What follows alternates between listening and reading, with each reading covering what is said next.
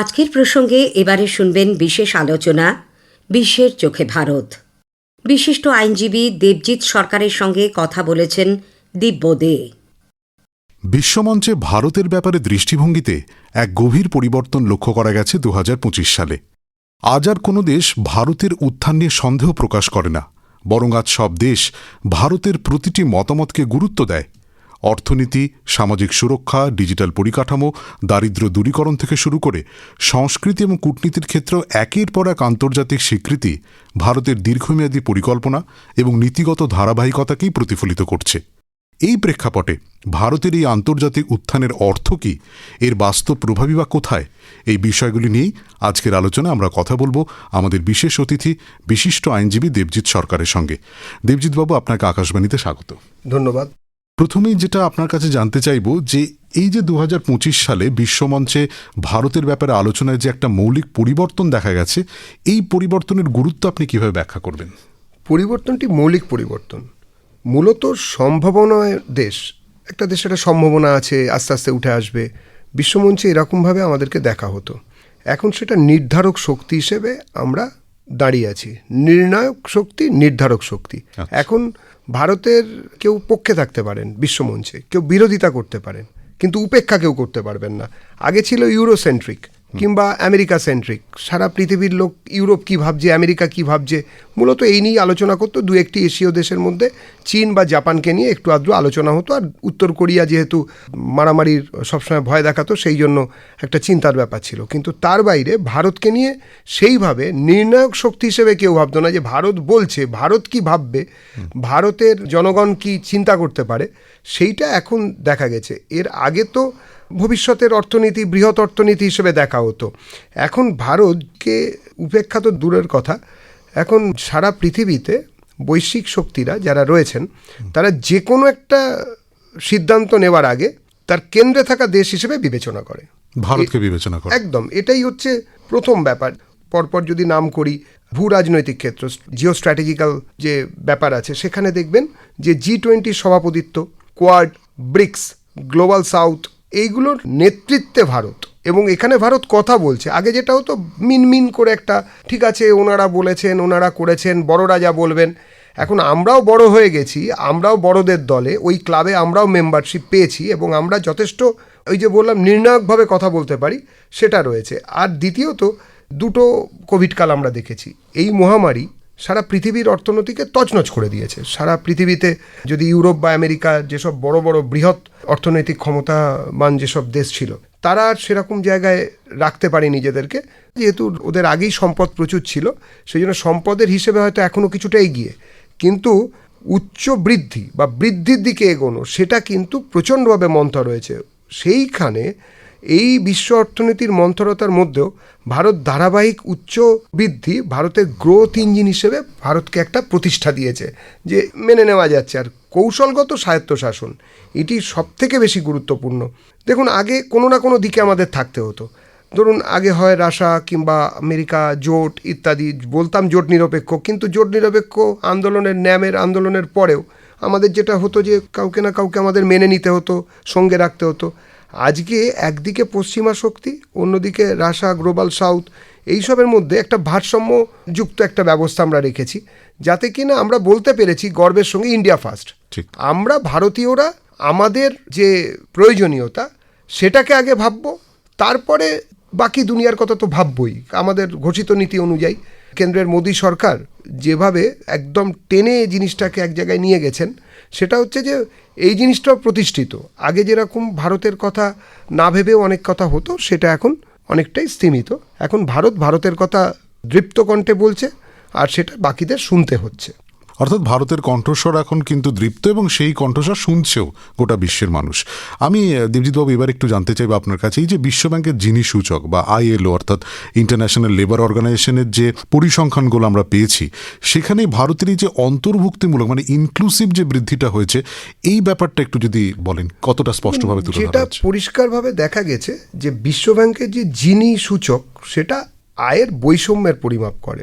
ধরুন, একজন কোটিপতি, তিনি দিনে 1 কোটি টাকা রোজগার করেন, অন্যদিকে একজন দিনে 100 টাকা রোজগার করেন।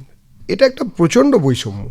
সেইখানে সাম্প্রতিককালে দেখা গেছে ভারতে আয় বৈষম্যের বৃদ্ধি, মানে কোটিপতিদের সংখ্যা বেড়েছে, কিন্তু এই 100 থেকে তারাও অনেকটা উঁচু জায়গায় চলে এসেছেন। আচ্ছা। ফলে একজন দুজন কোটিপতি এরকম নন, ব্রিলিয়নিয়ার ট্রিলিয়নিয়ার তৈরি হতে শুরু করেছে ভারতে। আগে যেরকম একটা দুটো কোম্পানির যারা কর্তা ব্যক্তি হতেন তারাই সব কিছু করতেন, এখন নিচের দিকে যাদের কেউ কোনোদিন ভাবেনি, র্যাক্স টু রিচ, যারা শুধুমাত্র তাদের মেধা এবং প্রতিভার উপর নির্ভর করে একটা মধ্যবিত্ত কি একটা উচ্চ মধ্যবিত্ত জায়গায় পৌঁছতেন, এই মুহূর্তে ভারত সম্ভাবনার দ্বার খুলে দিয়েছে, অন্তত ভারতের নিজস্ব অর্থনীতির ক্ষেত্রে, যেখানে কিনা এইভাবে অর্থ রোজগার করা এবং তার সমবন্টন, যেটা আগের দশকগুলোতে চিন্তাই করা যেত না। মানে গরিব চিরকালই গরিব, ধনী চিরকালই ধনী, এরকম একটা আরও ধনী, এরকম একটা বিষয় থেকে এখন এই আয় বৈষম্য যেটা বৃদ্ধিটা, সেটা তুলনামূলকভাবে নিয়ন্ত্রিত, যা ইঙ্গিত দেয় যে অর্থনৈতিক বৃদ্ধির সুফল সমাজের বৃহত্তর অংশে পৌঁছেছে। বেশ। আর যেটা আইএলওর সামাজিক সুরক্ষা সংক্রান্ত যেটা আপনি বলছিলেন, সেটা হচ্ছে ডিবিটি, ডাইরেক্ট বেনিফিট ট্রান্সফার। আগে কি হতো, কোনো একটা সরকারিভাবে যিনি পরিষেবা পেতেন বা অর্থনৈতিকভাবে যিনি টাকা পেতেন, স্বাস্থ্য বিমা, পেনশন, যেগুলো গ্রামীণ বা প্রান্তিক জনগোষ্ঠীর মানকে উন্নত করার জন্য করা হতো। আমরা জানি প্রাক্তন প্রধানমন্ত্রী রাজীব গান্ধী সে বিখ্যাত উক্তি তার সময়, তিনি বলছেন যে 1 টাকা যদি স্যাংশন করা হয় কোনো গরিব ব্যক্তির জন্য, তাহলে 85 পয়সা কোথায় যায় জানি না, 15 পয়সা গিয়ে পৌঁছয়। আজকে সেটাকে পুরো শেষ করে দেওয়া হয়েছে, এখন সরাসরি direct benefit transfer.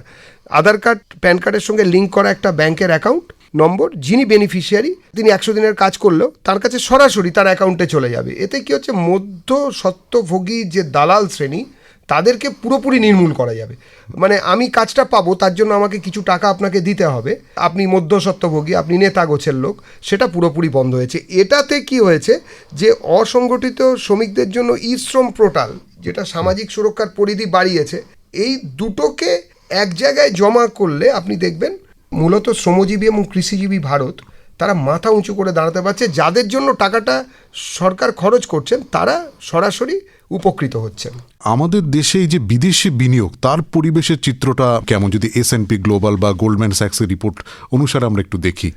S&P global কিংবা গোল্ডম্যান স্যাক্স ভারতের বিনিয়োগ পরিবেশটাকে কয়েকটি কারণে ইতিবাচক বলে চিহ্নিত করেছে।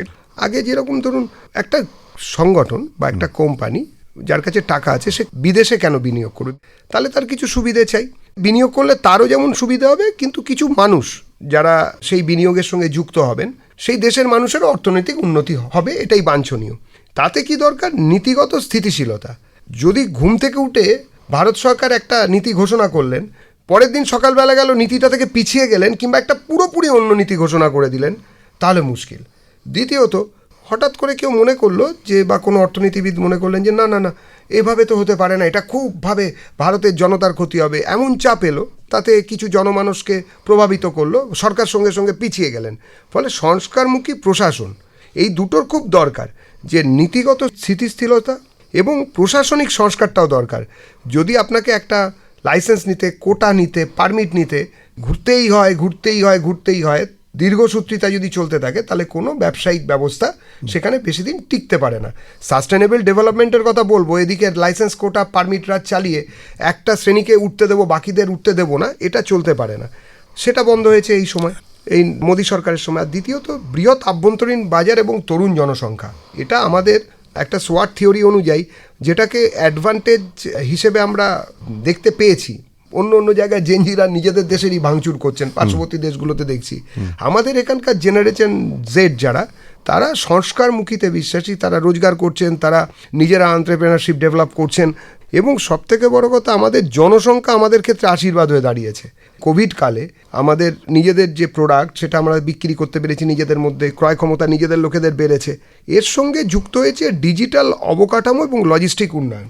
কোনো জিনিসকে আজকের যুগে বিদেশে পাঠাতে হবে, বিদেশের সঙ্গে আমাদের কাজ করতে হবে। অনেক দিন তো আমরা ভাবিনি, আমরা শুধু ভাবতাম যে আমাদের জিনিসপত্র আমরা ইউরোপে পাঠাবো, আমাদের জিনিসপত্র আমেরিকায় পাঠাবো, আর কিছু ভুটান, নেপাল, বাংলাদেশ, শ্রীলঙ্কা, কিছু ক্ষেত্রে পাকিস্তানকে কিছু, এই হচ্ছে আমাদের রপ্তানি নির্ভরতা ছিল। এই মুহূর্তে ভারত একটা গ্লোবাল স্পিরিট তৈরি করেছে, বিশেষত আফ্রিকায়। আফ্রিকার দেশগুলোতে আগে চীনের জিনিস চলতো, জাপানের জিনিস চলতো, আমেরিকার জিনিস চলতো, ইউরোপের জিনিস চলতো। এখন সেখানে একচেটিয়া ভারতীয় বাজার, ভারত সেখানে সস্তায় এবং অনেক দিন ধরে চলে, টেকসই জিনিস, সেটা তারা দিতে পারছে। আর চীন+1 যে কৌশল, সেটাও একটা নতুন ধরনের আমাদের একটা জোর দিয়েছে। অন্যদিকে এই রিপোর্টগুলোর দিকে যদি একটু তাকিয়ে দেখি, তাহলে দেখবেন ওখানে বলা হয়েছে উৎপাদন, পরিকাঠামো, প্রযুক্তি, নবায়নযোগ্য শক্তি, মানে পুনর্নবীকরণযোগ্য শক্তি, আর ফিনটেক, ফিনান্সিয়াল টেকনোলজি, এই খাতে ভারতের দীর্ঘমেয়াদী বিদেশি বিনিয়োগের সম্ভাবনা প্রবল হচ্ছে।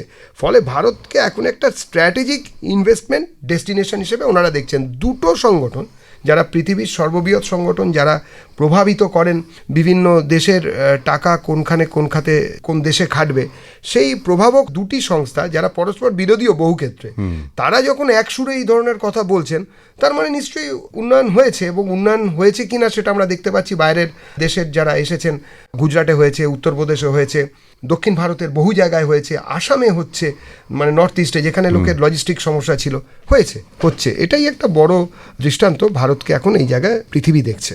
এখান থেকে আপনার কাছে আমি জানতে চাইবো যে এই যে ইউপিআই, এটাকে তো একটা গেম চেঞ্জার পদক্ষেপ বলা হচ্ছে, তো এই ইউপিআই আমাদের দেশের ডিজিটাল গণপরিকাঠামোর ক্ষেত্রে ভারতের যে নেতৃত্ব, তার সাফল্যটা কিভাবে তুলে ধরছে? এটা একদম অদ্ভুত জিনিস। গেম চেঞ্জার কি গেম চেঞ্জার? সারা ভারতবর্ষ একটা 150 কোটির দেশ, সেখানে দাঁড়িয়ে একজন বাদামওয়ালা, একজন শাকওয়ালা, একজন মাছওয়ালা, পশ্চিমবঙ্গের মাটিতেই দেখুন, আমরা সব থেকে পিছিয়ে থাকা রাজ্যগুলোর মধ্যে একটা অর্থনীতিতে এই মুহূর্তে, সেখানেও দাঁড়িয়ে আপনি একটা স্ক্যানার কোড, দিদিমণি আপনি আমাকে ইউপিআইতে দিয়ে দিন, সেটা ফুচকা খেলেও ফোনে, হ্যাঁ ফুচকা খেলেও দিয়ে দিন। এই যে একটা ব্যাপার, আগে ভাবুন, আগে ভিসা কিংবা ওই মাস্টার কার্ড, আমরা যত ট্রানজাকশন করতাম তার একটা অংশ কিন্তু বিদেশে চলে যেত সরাসরি। স্বল্প খরচে তাৎক্ষণিক লেনদেন নিশ্চিত করা, গ্রাম থেকে শহর পর্যন্ত তার পরিকাঠামো। আগে একটা কার্ড হয়তো আপনার কাছে আছে, মাস্টার কার্ড বা ভিসা, সেটা নিয়ে আপনি গ্রামে আপনি বাজারই করতে পারবেন না, তার কারণ তার কাছে তো ওই মেশিনটা নেই, সোয়াপিং মেশিনটা। শুধু তাই নয়, এখন ইউপিআই মডেল সারা বিশ্বে অন্তত 9টা দেশে তো এখনই চলছে। এখান থেকে গিয়ে ইউপিআই দিয়ে আপনি ওখানে গিয়ে বাজার করতে পারেন, জাপানে করতে পারেন, আপনি সৌদি আরবে করতে পারেন, যেটা আগে ভাবাই যেত না। পকেট থেকে মোবাইল বার করলেন, জাস্ট স্ক্যান করলেন, আপনার টাকা থেকে ওটা ওদের টাকায় কনভার্ট হয়ে ওটাকে করতে পারবে। এই আধার, ডিজিটাল, ইউপিআই একত্রে এমন একটা ইকোসিস্টেম তৈরি করেছে যা রাষ্ট্র এবং নাগরিকের মধ্যে বিশ্বাস, স্বচ্ছতা এবং দক্ষতা তিনটেই বৃদ্ধি করেছে। এটা প্রমাণ করছে ভারত কেবল প্রযুক্তি ব্যবহারকারী নয়, সারা পৃথিবীতে ভারতবর্ষ ডিজিটাল অর্থনৈতিক শাসনের প্রবর্তকও বটে। আলোচনার একদম শেষ প্রশ্ন আপনাকে জানতে চাইবো দেবজিৎ বাবু, যে এই যে ইউনেস্কো স্বীকৃতি দিচ্ছে, আমাদের যে সাংস্কৃতিক কূটনীতির প্রসার হচ্ছে, অর্থাৎ সফট পাওয়ার বৃদ্ধিতে, এই অর্থনৈতিক কৌশলগত স্বীকৃতিগুলো ইউনেস্কোর কতটা বড় ভূমিকা পালন করছে আপনি মনে করেন?